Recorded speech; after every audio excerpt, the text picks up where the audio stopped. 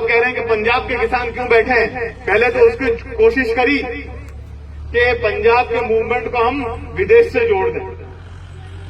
ये तो विदेशी ताकतें हैं जो हमारे देश में आंदोलन करा रही हैं। मोदी जी तो इस देश का भला करने वाले हैं, मोदी जी तो इस देश को तारने वाले हैं, पर विदेश की ताकतें नहीं चाहती कि इस देश का भला हो।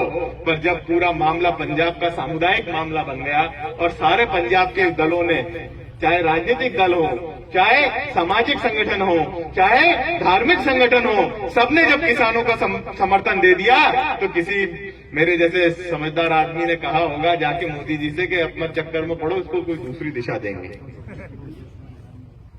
इसमें तो लड़ाई हो जाएगी। बात सारी ये है साथियों, 6,000 रुपए की किसान सम्मान निधि आपको मिलती है।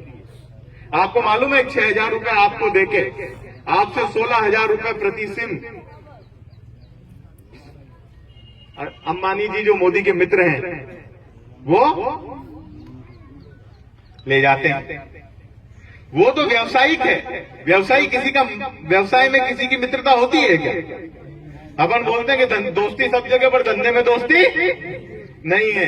दोस्ती सब जगह है मोदी जी की, पर धंधे में दोस्ती भी होगी तभी जाके अंबानी पर इतना आशीर्वाद होता है कि अंबानी जी के घर में अगर छोटे से छोटा कार्यक्रम हो तो मोदी जी, भारत का प्रधानमंत्री, सारे काम छोड़ के और वहां पहुंच जाता है।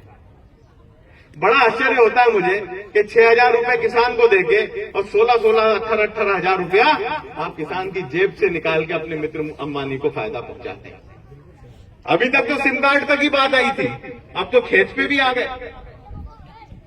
हमारे यहाँ 35% एमएसपी पे गेहूं की फसल और सारी फसलें जो है 35 से 40% के बीच में एमएसपी का लाभ किसान लेते हैं। हमारे गेहूं के अलावा तो कोई धान, जबलपुर में धान, कटनी में और उधर छिंदवाड़ा में, बालाघाट में और ग्वालियर में और दतिया में धान एमएसपी पे बिकता है और रीवा में, और गेहूं हमारे इलाकों में मध्य प्रदेश, भोपाल संभाग में, इंदौर संभाग में, उज्जैन संभाग में, रीवा संभाग के हिस्सों में, चंबल संभाग में सब दूर बिकता है गेहूं।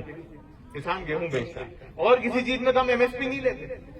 अब जो कानून आ रहा है उसमें एमएसपी की कोई व्यवस्था का कोई प्रावधान नहीं है। नरेंद्र सिंह जी रोज कह देते हैं कि हम व्यवस्था करेंगे। अरे व्यवस्था करेंगे तो कागज पे लाओ ना, यहाँ तो कागज बोलता है। अरे बाप के भी अगर 2 बेटे होते हैं तो जब तक वसीयतनामा नहीं है तब तक एक बेटे को ज्यादा और एक बेटे को कम नहीं मिल सकती। वसीयतनामा बाप छोड़ के जाता है तभी तो बेटों को या बेटियों को हक मिलता है। अरे मोदी जी, नरेंद्र सिंह जी के कहने से थोड़ी मिलेगा, कागज पे तो लाओ उस चीज, कहीं ना कहीं लिखो तो सही उस चीज को। पर वो लिखेंगे नहीं, हम चर्चा कर रहे हैं और हम विश्वास दिलाते हैं। अरे तुमके तो विश्वास है ही नहीं, तभी तो यहाँ बैठे हैं ठंड में। विश्वास होता तो घर पे बैठते। दूसरी चीज ये है कि अगर आपकी जमीन किसी को आपने दे दी, किसी कंपनी को 5 साल के करार में, तो 5 साल पहले ही आपसे खुटा लेगा कि कितनी कीमत देनी है उसको, अगर उससे ज्यादा आप डिमांड नहीं कर सकते। और अगर जमीन को कोई नुकसान पहुंचाया, जैसे जो नील आंदोलन हुआ था, वो इसलिए हुआ था कि नील अगर 1 बार 2 बार से ज्यादा जमीन पे बो दी जाए तो जमीन बंजर हो जाती है, उसको उपजाऊ क्षमता कम हो जाती है। और अंग्रेजों ने बंगाल और बिहार की जमीन में नील बोना शुरू कर दिया था, इसलिए किसान महात्मा गांधी के साथ मिलकर नील आंदोलन किया था। आज वही परिस्थिति है कि अगर हमारी जमीन जो हमारी मिल्कियत की है किसी कंपनी के रखरखाव के कारण बिगड़ जाती है, या उसमें वो कोई ऐसी फसल उगा लेता है जिससे जमीन की उर्वरक क्षमता समाप्त हो जाती है, तो उसको हम छुड़ा नहीं सकते, उसके लिए कोर्ट नहीं जा सकते, हमें जाना पड़ेगा एसडीएम के पास। एसडीएम के यहाँ कैसे फैसले होते हैं सब जानते हैं, यहाँ पे मुझे किसी को कहने की जरूरत नहीं। और एसडीएम के पास जाना पड़ेगा भोपाल, और भोपाल के पास जाना पड़ेगा joint commissioner government of India के पास में दिल्ली, और उसके बाद कोर्ट में आओगे तो काले बाल सफेद हो जाएंगे, पर जमीन उस कंपनी से आप नहीं ले पाओगे। और ईश्वर न करे किसी को कहीं से स्टे पे चल गया तो 10-12 साल मामला खिंच जाएगा। ये मुख्य 2 बिंदु हैं। अब इनने क्या पर्चा बांटा है मैं नहीं जानता, क्या पर्चा बांटा है। भारतीय जनता पार्टी ने मध्य प्रदेश में पर्चा बांटा है, और पर्चा बांटते वक्त मध्य प्रदेश में इनने क्या लिखा है वो तो मुझे नहीं मालूम, पर जो मुझे मालूम है वो मैं आपके बीच में रख रहा हूं और इसी कारण से हम लोग इस किसान बिल का विरोध कर रहे हैं। तीसरी चीज जो आती है साथियों, वो आती है विकास की। अभी टेंडर लगा, जनवरी में खुल गया है, टेंडर खुलने वाला है इसका, आगरा खिलचीपुर रोड का। तो जो रोड है आगरा खिलचीपुर राजस्थान सीमा, जिसमें खेड़ी तक भी हम उसको जोड़ रहे हैं, उसके लिए सबने कहा कि तो केंद्रीय सड़क निधि का पैसा है, तो हमारी केंद्र सरकार का पैसा है। बिल्कुल केंद्रीय सड़क निधि का पैसा है, पर यह पैसा 31 मार्च 2019 को लैप्स हो रहा था। मेरी जानकारी में आ गया कि सीआरएफ का पैसा लैप्स हो रहा है। हमने हमारे यहां का प्रस्ताव बजा के और उसको मंजूर करा लिया। 31 मार्च 2019 यानी कि लोकसभा चुनाव से पहले अगर आपने मंजूर कराया था तो आपने लोकसभा का चुनाव पूरा लड़ा कि नहीं लड़ा? भारतीय जनता पार्टी ने एक गांव में भी कहा कि हमने ये रोड मंजूर करा दिया, क्योंकि भाई लोगों को मालूम ही नहीं था कि रोड मंजूर हो गया। क्योंकि भाई लोगों को मालूम ही नहीं था कि रोड मंजूर हो गया। लैप्स होने वाले पैसे को बचा के हमने रोड मंजूर कराया और 5 करोड़ रुपए की लागत से हमें उसमें भूअर्जन करना था बाड़ा गांव में, माचलपुर में बाईपास निकालने के लिए। तो 5 करोड़ रुपए की लागत से वो और 2.5 करोड़ रुपए की लागत से पोल शिफ्टिंग का काम हमें करवाना था विद्युत लाइनों का। उस रोड में जो विद्युत लाइनें आ रही थी वो हमने केंद्र सरकार ने देने से मना कर दिया, तो राज्य सरकार से प्रावधान कराकर और वो भी मंजूर करवाया, तब जाके ये रोड बन रहा है। अब नाचे कूदे बांदरी और माल मदारी खाए, अब वैसी स्थिति बन गई। अगर सिंधिया जी नहीं जाते, अगर सिंधिया जी पाल नहीं कूदते, बागर नहीं कूदते, तो आज खिलचीपुर विधानसभा क्षेत्र की 2 साल के अंदर ही तस्वीर बदल जाती है। इसका दावा मैं करता हूं। इनने हमारे 5 ग्रिड रुकवा दिए, कह दिया पैसा खत्म हो गया इस साल, अगले साल देखेंगे। चलो अगला साल भी आ रहा मार्च में, अब देख लेंगे। 5 ग्रिड हमने और मंजूर करा लिए थे क्षेत्र के अंदर। राजगढ़ जिले के 13 ग्रिड रुकवाए और लोकसभा क्षेत्र के 18 ग्रिड रुकवाने का काम भारतीय जनता पार्टी ने पिछले वित्तीय वर्ष में किया। ये इनकी सबसे बड़ी देन है राजगढ़ जिले के लिए और राजगढ़ लोकसभा के लिए। काम रुकवाने जाते हैं। अभी तो मुझे नाम नहीं बताऊंगा, एक मंत्री कह रहा था कि बड़े अजीब लोग हैं, रोज कागज ले जाके आते हैं, एक भी पॉजिटिव बात नहीं करते, सब नेगेटिव बात करते हैं। मैंने बोला मेरी बुराई सुनने की आदत रख लो, कम से कम मेरी बुराई करके उनका मन तो बहल जाता है। रोज किसी का ट्रांसफर, रोज कोई रोड कैंसिल करो, ये कैंसिल करो, वो कैंसिल करो। अरे भैया काहे को कैंसिल करो? तुम्हारी सरकार में हमने 2019 का बीमा, हमारी सरकार के कैलकुलेशन का बीमा था, आज मिला सब लोगों को खरीफ फसल 2019 का बीमा मिला, पर आपकी सरकार ने मुआवजा दिया तो सिर्फ सहारनपुर तहसील को दिया। 7 तहसीलें राजगढ़ जिले की छूट गई। पचोर, खुजनेर, नरसिंहगढ़, तलेन, ब्यावरा, राजगढ़, खिलचीपुर, जीरापुर सब छोड़ दिया। क्या ये न्याय है? पहले बिजली चली जाती थी तो गंदी गंदी गालियां व्हाट्सएप पे लिखते थे पीपलिया बुल्मी के लोग,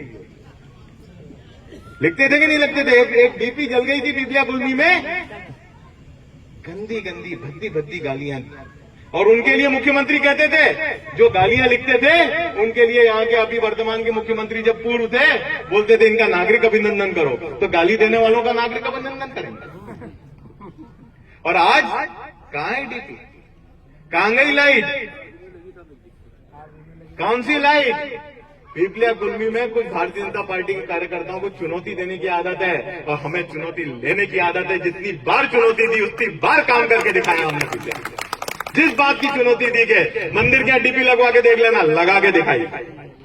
बोला मोटा खोड़ा बनवा के देख लेना, बना के दिखाया। ये कहा कि रोड चौड़ा करा के दिखा लेना, रोड चौड़ा करके दिखाया। और क्या क्या देखना चाहते हो आ जाओ, वो भी दिखा देंगे, क्योंकि तुम्हारे पास दिखाने लायक है कुछ नहीं। ये है तो साथियों, बाकी तो बहुत लंबा भाषण दे सकता हूं, वो लंबा चौड़ा नहीं दूंगा। ये जो कुछ अफवाह फैल रही है कि यहां से झरनिया का रोड रुक गया है, रुका नहीं है। ठेकेदार ने 3 करोड़ रुपए से ऊपर काम कर दिया क्योंकि उसने 2-3 ठेके ले रखे हैं और उसको पेमेंट नहीं हुआ है। हम उसकी पेमेंट की लड़ाई लड़ रहे हैं। यहां से पीपलिया झरनिया का मार्ग लगातार चालू रहेगा। मैंने कहा कि भूमि पूजन करें, तो ई साहब ने मुझे चिट्ठी भेजी कि थोड़ा वो भूमि पूजन नहीं हो पाएगा। मैंने क्या दिक्कत है कि सांसद जी को बुलाएंगे। मैंने बिल्कुल बुलाओ, माननीय सांसद है, हमारे निर्वाचित सांसद है। मैंने चिट्ठी लिखी उनको कि सांसद जी से तारीख लेके मुझे 7 दिन पहले बता देना ताकि मैं मेरे कार्यक्रम सुचारू कर लूं। मैं सांसद जी के साथ आने के लिए तैयार हूं। एकदम सांसद जी नटिया मारते मुनी आऊंगा, थाने रोड कराया कहीं ले पाऊंगा।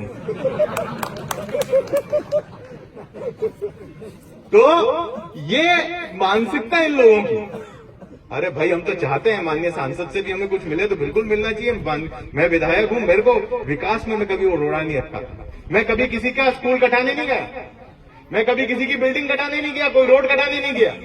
और राजनीति में कई बार मुझे कई लोगों ने कहा, मैं किसी का नाम नहीं लूंगा, कई बार कहा कि अरे साहब ऐसा करना चाहिए, काट दें अपन। मैंने नहीं, काटने का काम अपना नहीं, जोड़ने का काम अपना है। इसीलिए जनता का आशीर्वाद अपने साथ। स्कूल की बिल्डिंग आपकी हमने मंजूर करा दी, काम प्रारंभ हो रहा। और काम प्रारंभ होकर चकाचक होगी तो अनुरोध करेंगे विभागों से कि हमसे भी फीता कटवा लो। बीजेपी से तो तुम शौचालय का फीता कटवाते हो, हम भी निर्वाचित जनप्रतिनिधि हैं, हमसे कटवा लो। ठेकेदार भी डरता है पेमेंट रुक जाएगा। तो मेरा आपसे ये निवेदन है, काम तो सब हम कर रहे हैं और काम वही हुए हैं जो हमने करवाए हैं। और ये बात छाती ठोक के कह सकते हैं क्योंकि हमें लाग लपेट और झूठ बोलने की आदतें नहीं है। ट्रैक्टर रैली 17 तारीख को सब लोगों से मेरा अनुरोध है, जीरापुर ब्लॉक और माचलपुर ब्लॉक की एक साथ ट्रैक्टर रैली जीरापुर में होगी। तो माचलपुर में मैं अध्यक्ष जी से अनुरोध करूंगा कि यहां 12 बजे का टाइम दो ताकि 1 घंटे पहले सब इकट्ठे होके और जीरापुर के लिए प्रस्थान करें। और जीरापुर में बाकी की जो क्षेत्रों से जो ट्रैक्टर आएंगे उनका सबका सम्मेलन करके और जीरापुर में उपयुक्त स्थान पर हम ट्रैक्टर रैली करेंगे। अब ये मुझे समझ में नहीं आता कि जब बीजेपी का शिविर लगता है तब कोरोना नहीं फैलता, पर मध्य प्रदेश की विधानसभा जब लगती है तब कोरोना फैलने लग जाता है। एक दिन पहले तो 32 लोग पॉजिटिव निकलते हैं और उसके बाद 28 लोग नेगेटिव हो जाते हैं, 4 ही पॉजिटिव ले जाते हैं। और उसमें तो एक विधायक का पति था, तो पति को थोड़ी विधानसभा में बुलाया था, हमने तो पत्नी को बुलाया। निर्वाचित विधायक को बुलाएगी विधानसभा। ये साथियों सिर्फ नहीं चाहते ये कि इनकी दलाली बंद हो। अभी जब नगरीय निकाय चुनाव होने थे, 26 दिसंबर को घोषणा होनी थी, पूरे देश में इनकी लहर चल रही है अभी भाजपा की। फिर इनने क्यों आगे बढ़ा दी है? क्योंकि शिवराज सिंह जी के पास मंत्रिमंडल के सब लोग पहुंचे कि बड़ी मुश्किल से आए, 6 महीने तो हमें कमा लेने दो, नहीं तो फिर वापिस नीचे वाले कमाने लग जाएंगे, हम रह जाएंगे। इसलिए चुनाव मत कराओ। और अब देखो लाल लाल तैयार होकर यशवंत जी कह रहे थे रोज नए कलर का कुर्ता पहन के भोपाल फोटो डल रहा है व्हाट्सएप पे, फेसबुक पे। आज बाबड़ो मंत्री तो 3 साल ओढ़ के बैठे और ये न्यू एक जैकेट में गया हुआ। क्यों? गर्मी किस चीज की है? ट्रांसफर के एडवांस की गर्मी है, ट्रांसफर के एडवांस की गर्मी है। और जितने भी कांग्रेस कार्यकर्ताओं के ऊपर गलत तरीके से मुकदमे बनाए जा रहे हैं, हम लड़ाई लड़ेंगे। जहां जहां पे भी मौका आएगा वहां लड़ाई लड़ेंगे। पर पुलिस इस बात को समझ ले कि जो गलत काम आपने किए हैं तो ईश्वर भी आपको माफ नहीं करेगा, और सरकार बदल गई तो हम भी आपको माफ नहीं करेंगे। ये मैं आपसे प्रशासन से भी मैं इस माध्यम से कहना चाहता हूं। आज आप लोगों ने यहाँ आने का मौका दिया, और एक जरूर वापस कहूंगा कि जो चंदा लेने आए उससे रसीद जरूर मांगना कि भैया राम जन्मभूमि न्यास की रसीद तो जरूरी है।